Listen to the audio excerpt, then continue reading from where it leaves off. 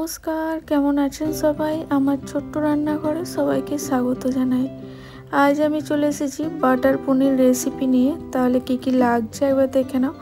এখানে আমি 250 গ্রাম পনির নিয়েছি, আর নিয়েছি এখানে বাটার দুটো। আমি এখানে পিস পিস করে পনিরগুলোকে কেটে নিয়েছি, আর সাইডে হালকা গরম জল করে এরপর পনিরগুলো আমি ওই গরম জলের মধ্যে দিয়ে দেবো। খুব গরম করলে চলবে না, একদম হালকা। তো দেখো এখানে আমি এই গরম জলের মধ্যে আমি পনিরটাকে দিয়ে দিয়েছি। এরপর যেটা লাগছে, আমি কিন্তু পেঁয়াজ 2 রকমভাবে কেটেছি, টমেটো 2 রকমভাবে কেটেছি। এখানে লাগছে কাজু আর এলাচ আর লবঙ্গ আর কাঁচা লঙ্কা। এরপর দেখো কড়াইটা গরম হয়ে গেছে, দিয়ে দিয়েছি সর্ষের তেল, আর দিয়েছি এখানে লবঙ্গ আর এলাচ, আর দিয়েছি পেঁয়াজ। এটাকে আমি একটু কিছুক্ষণ নাড়াচাড়া করে নেব। দিয়ে দিলাম এখানে কাঁচা লঙ্কা, তোমরা কাঁচা লঙ্কা ঝাল অনুযায়ী দেবে। আর দিয়ে দিচ্ছি এখানে 2 চামচ আমি আদা রসুন পেস্ট। মশলাটা কিছুক্ষণ কুক হয়ে যাওয়ার পর দিয়ে দিয়েছি এখানে টমেটো, আর দিয়েছি এখানে কাজু বাদাম।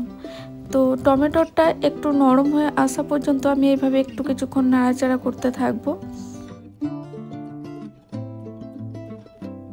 টমেটো নরম হয়ে এসেছে, দিয়ে দিচ্ছি এখানে সামান্য হলুদ, আর দিয়ে দিচ্ছি কাশ্মীরি লঙ্কা গুঁড়ো।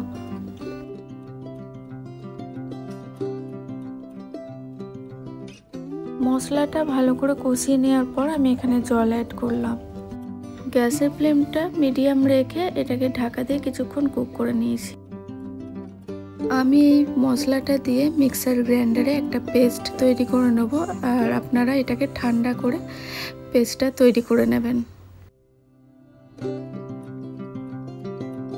তো দেখো আমি কিন্তু এখানে একটা সুন্দর একটা পেস্ট তৈরি করে নিয়েছি।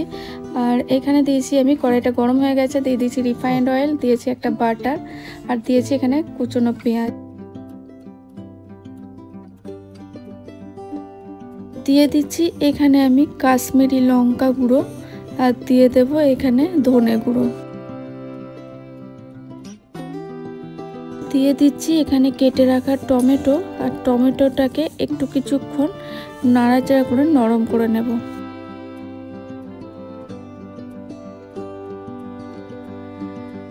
টমেটো নরম হয়ে গেলে দিয়ে দিচ্ছি এখানে সেই পেস্টটা, যে পেস্টটা আমি আগে তৈরি করে রেখেছি, স্মুথ একটা পেস্ট। আর এখানে যে মিক্সার গ্রাইন্ডারের মধ্যে সামান্য জল দিয়ে ওই জলটা আমি কিন্তু আবারও এখানে দিয়ে দিলাম। তো দেখো আজকের রেসিপিটা কিন্তু একদম ইউনিক। তো সাইডে আমি যে হালকা গরম জলের মধ্যে আমি পনিরটা রেখেছিলাম, সেই পনিরটা আমি হালকা জলটা চিপে, তো দেখো এভাবে আমি কড়াইয়ের মধ্যে দিয়ে দিয়েছি। দিয়ে দিচ্ছি আমি এখানে স্বাদ অনুযায়ী নুন। এরপর দিয়ে দেবো এখানে 1 চামচ মধু, মধুর পরিবর্তে তোমরা চিনি অ্যাড করতে পারো। আর দিয়ে দেবো এখানে বাটার, একটা বাটার ছিল সেই বাটারটা ওর মধ্যে দিয়ে দিয়েছি, আর আমি কিন্তু আগেও একটা বাটার ব্যবহার করেছি। এরপর দিয়েছি এখানে দুধের সর, তোমরা বাড়িতে থাকলে এভাবে দুধের সরও অ্যাড করতে পারো। আর রেসিপিটা কিন্তু অসাধারণ। কিছুক্ষণ ফুটিয়ে নেওয়ার পর আমি এটাকে গরম গরম ভাতের সাথে বা রুটির সাথে পরিবেশন করে নেব। তো ভিডিওটা কেমন লাগলো অবশ্যই জানিও। আজকের রেসিপিটা কিন্তু একদম ইউনিক, আর ইউনিক রেসিপিতে আমার চ্যানেলটাকে সাবস্ক্রাইব করো।